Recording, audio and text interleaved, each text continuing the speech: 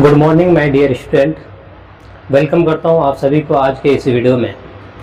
मैं आज चंद motivational line के साथ क्लास का शुरुआत करूंगा। वक्त से लड़कर जो नसीब बदल दे, वक्त से लड़कर जो नसीब बदल दे, इंसान वही है जो अपना तकदीर बदल दे। कल क्या होगा, कल क्या होगा ये कभी मत सोचो, क्या पता कल वक्त अपना तकदीर बदल दे। तो कल के भरोसे में बहुत सारे लोग आज के जीवन, आज की खुशी बर्बाद करते हैं, तो ऐसा करने की ज़रूरत नहीं है। हम तो ये कहना चाहेंगे, कबीर का भी दोहा है, वो कहता है कल करे सो अब, आज करे सो अब, पलर में पलरे होएगी, बहोरी करेगी कब। इसी तरह से मतलब उर्दू का कायदा पढ़ने के लिए जाते हैं ना, तो वहाँ पे भी आती है आज का काम कल पर मत टाल। तो कल क्या होगी, कल दिन किस तरह से आपके साथ क्या परिस्थिति आएगी, क्या सिचुएशन आएगा, और कल के भरोसे में किसी भी चीज़ को नहीं टालनी चाहिए। आज वक्त गनीमत समझे, आज का काम आज ही पर तमाम कीजिए। तो चलिए शुरू करते हैं हम लोग क्लास 12th हिस्ट्री के चौथा चैप्टर। और चल रहा था हम लोग का प्रीवियस क्लास में जो देखे थे, वो देखे थे जैन धर्म के बारे में। जैन धर्म को कहाँ तक पढ़ चुके थे, तो बोलेंगे महावीर स्वामी के मृत्यु तक पढ़ चुके थे। महावीर स्वामी की मृत्यु 468 BC में पवापुरी में हो गई थी। अब इसके बाद यहाँ से आगे देखेंगे, तो चलिए देखते हैं। सबसे पहले लिखा हुआ है महावीर स्वामी के मृत्यु के बाद दो प्रमुख अनुयायी हुए, मतलब उसके मानने वाले हुए। किसके मृत्यु के बाद? महावीर स्वामी के मृत्यु के बाद। कितने हुए? तो बेटा बोलेंगे दो प्रमुख अनुयायी हुए। एक का नाम था भद्रबाहु, एक का नाम है भद्रबाहु और दूसरा का नाम है अस्तुलभद्र। इन दोनों को याद रखेंगे। एक बेटा क्वेश्चन ये भी पूछा जा सकता है, आपका एनसीईआरटी कह रहा है कि महावीर स्वामी जिस समय मरे थे, महावीर स्वामी के मृत्यु के समय, महावीर स्वामी के मृत्यु के समय जैन धर्म के अनुयायी 14,000 थे। ये भी आपका एनसीईआरटी कह रहा है। तो एनसीईआरटी का एक ही भी पॉइंट छूटना नहीं चाहिए। तो यहाँ पे कह रहा है कि महावीर स्वामी के मृत्यु के बाद लगभग 200 वर्ष बाद मगध में क्या हुआ, तो बोलेंगे 468 BC में वो मरे। 468 के बाद लगभग 200 वर्ष बाद मगध में क्या आया? 12 वर्ष का भीषण अकाल पड़ा। भीषण क्या पड़ा था बेटा? अकाल। भीषण अकाल पड़ा। इसी कारण अब क्या होगा, जहां पे मतलब अर्थव्यवस्था डगमगाएगी, अकाल पड़ गया तो वहां पे लोग रहना, गुजर बसर करना बहुत कठिनाई का सामना करना पड़ता है। तो इसी वजह से ये लोग क्या किए, तो यहाँ पे एक शख्स आते हैं भद्रबाहु। भद्रबाहु के नेतृत्व में, किसके नेतृत्व में? भद्रबाहु के नेतृत्व में कुछ जैन जो है दक्षिण, यहाँ पे शॉर्ट में लिखे हैं दक्षिण भारत, यानी कहाँ पर? कर्नाटक। यहाँ पे कर्नाटक चले गए। तो मतलब भद्रबाहु के नेतृत्व में बहुत सारे जैन धर्म के मानने वाले वो लोग दक्षिण भारत यानी कर्नाटक चले गए। ये लोग महावीर स्वामी का कट्टर अनुयायी बने और जैन धर्म के सभी सिद्धांतों को सख्ती से माना। अब देखिए, ये लोग तो कुछ लोग कहाँ चले गए? भद्रबाहु के नेतृत्व में दक्षिण भारत यानी कर्नाटक चले गए और महावीर स्वामी को कट्टर अनुयायी बना लिए और जैन धर्म के सभी सिद्धांतों को सख्ती से माना। अब एक और बचा है जिसका नाम है अस्तुलभद्र। अस्तुलभद्र के नेतृत्व में कुछ जैन मगध में ही रहे। ये लोग कहीं नहीं हटे, ये लोग मगध में ही रहे और ये लोग पार्श्वनाथ के अनुयायी थे। ये किसके अनुयायी थे? महावीर स्वामी के। और ये किसके बने? महावीर यानी पार्श्वनाथ के। ये लोग उदारवाद और सुधारवादी नीति के थे और इसी वजह से ये लोग जो है ज्यादा कट्टरपंथी नहीं दिखाया। हालांकि इसके बारे में बोला जा सकता है, तो भद्रबाहु के नेतृत्व में जो लोग कर्नाटक गए तो वो लोग जो है निर्वस्त्र रहते थे, मतलब नग्न रहते थे और इसके बारे में बोला जाता है कि अस्तुलभद्र के नेतृत्व में जो लोग थे तो वो लोग श्वेत वस्त्र धारण किए, यानी श्वेतांबर कहलाए। तो चलिए आगे चलते हैं। तो जैन धर्म के प्रचार प्रसार की 2 जैन संगतियां हुई। प्रचार प्रसार के लिए, जैन धर्म के प्रचार प्रसार के लिए क्या हुआ, जैन संगतियां हुई। प्रथम जैन संगति, तो बोलेंगे प्रथम जैन संगति कब हुआ था बेटा, तो बोलेंगे 300 BC यानी 300 ईसा पूर्व में। कहां पे हुआ था, तो बोलेंगे पाटलिपुत्र पटना में, पाटलिपुत्र में हुई। जिसका अध्यक्षता, यहां से अध्यक्षता से क्वेश्चन पूछता है, तो इसका अध्यक्षता कौन किया था, अस्तुलभद्र ने किया। लेकिन भद्रबाहु ने इस संगति का क्या किया, बहिष्कार किया। देखो अस्तुलभद्र वहां पे उस संगीत की अध्यक्षता कर रहे हैं, लेकिन इसी का एक और है साहब, नाम है इसका भद्रबाहु, ये इसका अपोज कर रहे हैं, जिस कारण उसको बुरा लगा और जैन धर्म जो है 2 संप्रदायों में बैठ गए। एक का नाम बोला गया श्वेतांबर, दूसरे को बोला गया दिगंबर। तो यही प्रथम जैन संगति जो हुई थी, उसी में जाकर के जैन धर्म जो है 2 संप्रदायों में बैठ गए थे। एक को बोला गया था श्वेतांबर, दूसरे को बोला गया था दिगंबर। यहां से और एक क्वेश्चन आता है जैन धर्म के प्रथम संगति के बारे में, तो बोलेंगे प्रथम संगति में जैन धर्म के सभी सिद्धांतों को संग्रह किया गया। जितने भी सिद्धांत है जैन धर्म में, वो सभी को क्या किया गया, एक जगह जमा किया गया और सभी ग्रंथों का संचयन किया गया। ये 2 काम हुआ था इस प्रथम जैन संगति में। अब आते हैं बेटा दूसरा, द्वितीय जैन संगति।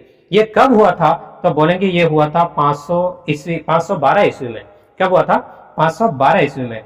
ये कहां पे हुआ था, तो बोलेंगे बल्लभी, गुजरात में पड़ता है यह स्थान, बल्लभी गुजरात में हुई। जिसका अध्यक्षता किसने किया था, क्षमा सरवन ने किया था, क्षमा सरवन ने किया था। अब यहाँ पे क्वेश्चन उठता है कि द्वितीय बौद्ध जैन संगति जो हुई थी, इसमें क्या हुआ था आखिर, तो बोलेंगे इस संगति में जैन धर्म के सभी ग्रंथों को लिपिबद्ध किया गया था। जितने भी ग्रंथ थे जैन धर्म के, वो सबको एक तरीके से यानी लिपि के माध्यम से उसको लिखना शुरू। और बेटा यहाँ से भी क्वेश्चन उठता है, आपको बोलेगा कि जैन धर्म जो है अपना जो उपदेश दिया करते थे तो किस भाषा में दिया करते थे, महावीर स्वामी भी, तो बोलेंगे ये प्राकृतिक भाषा में।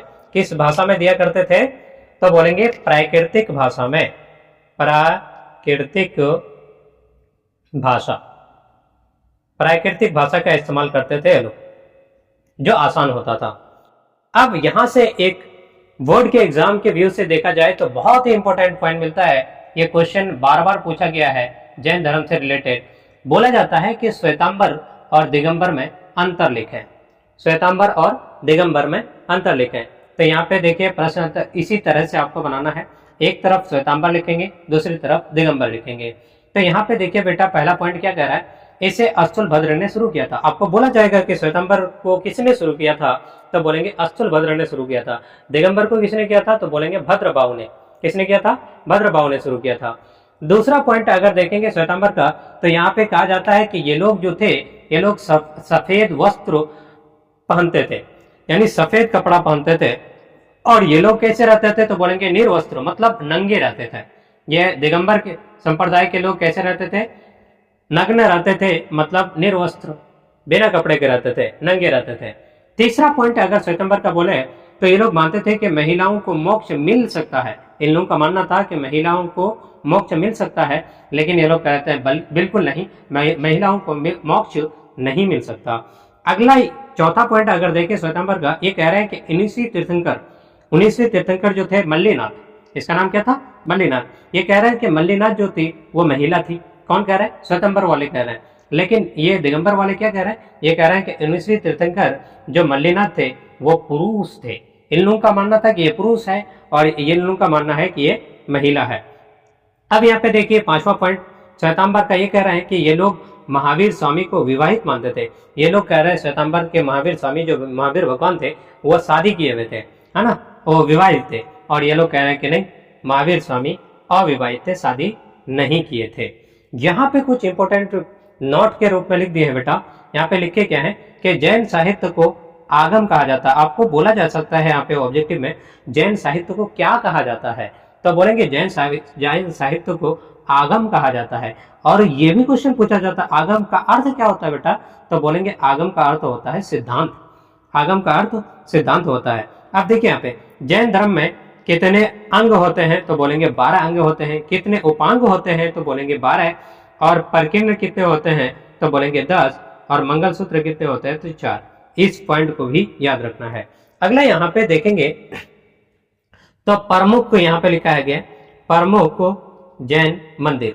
यहाँ से भी क्वेश्चन पूछा जाता है कि 3 प्रमुख जैन मंदिर का नाम लिखिए, 4 प्रमुख जैन मंदिर का नाम लिखिए। तो देख लो बेटा, यहाँ पे 3 का नाम मैंने यहाँ पे मेंशन किया है। एक है मौर्य काल में बना मथुरा का जैन मंदिर। मौर्य काल में मथुरा का जो जैन मंदिर था वो इसको प्रमुख केंद्र माना गया था। दूसरा मध्य प्रदेश में चंदेल शासकों द्वारा, कौन सा शासकों द्वारा? चंदेल शासकों द्वारा बनाया गया खजुराहो का मंदिर। आपको ये भी बोला जा सकता है खजुराहो का मंदिर जैन धर्म के हैं, है ना। और यहाँ पे देखेंगे जैन मंदिर ये भी है, और मथुरा का मंदिर जो है वो भी जैन मंदिर है। ये मौर्य काल का बना हुआ है, ये चंदेल शासकों द्वारा बनाया गया है। अगला देखते हैं यहाँ पे राजस्थान के माउंट आबू में, ये आज का एनसीईआरटी कह रहा है, एनसीईआरटी में ये चीज मेंशन है, उसका फोटो भी बायोडा दिया हुआ है। तो राजस्थान के माउंट आबू में दिलवाड़ा का जैन मंदिर, ये भी आपका, ये 3 जैन मंदिर को याद रखेंगे। उसके अलावा एक गोमतेश्वर का मूर्ति भी बनाया गया था एक जगह जाकर के। तो इसके बाद अगर देखा जाए तो जैन धर्म में जैन संघ हुआ करते थे, और जैन संघ ये भी याद रखेंगे। 2 चीज मैं बोल देता हूं, एक होता है जैन संघ। जैन संघ क्या होता है देख लो बेटा, हम लिख देते हैं यहीं पे जैन संघ। जैन संघ मैं बोलता हूं, सिर्फ दिमाग के अंदर बैठा लेंगे, जैन संघ। इसमें करता क्या था कि इसमें मतलब भिक्षु भिक्षुनी श्रावक श्राविका ये सभी लोग जो है इस सम्मेलन में आते थे, और भिक्षु और भिक्षुनी जो होते थे वो मतलब सन्यासी जीवन व्यतीत करते थे, और जो श्रावक और श्राविका होते थे वो लोग कैसे जीवन व्यतीत करते थे तो बोलेंगे वो लोग गृहस्थ जीवन व्यतीत करते थे। अगला देखेंगे तो इसमें जैन संघ के बाद एक चीज और आता है संलेखना विधि।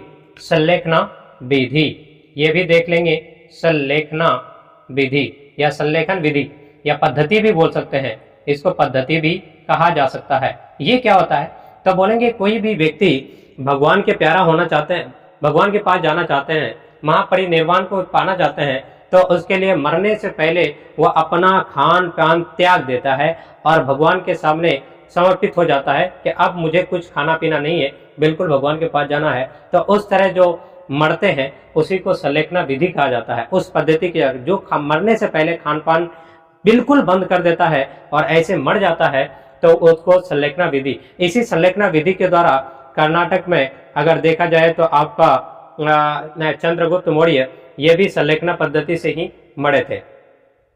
सरवन बेलगोला में कहाँ पे मरे थे तो बोलेंगे सरवन बेलगोला नामक स्थान पे चंद्रगुप्त मौर्य जो है इसी पद्धति संलेखना पद्धति के माध्यम से मरे थे।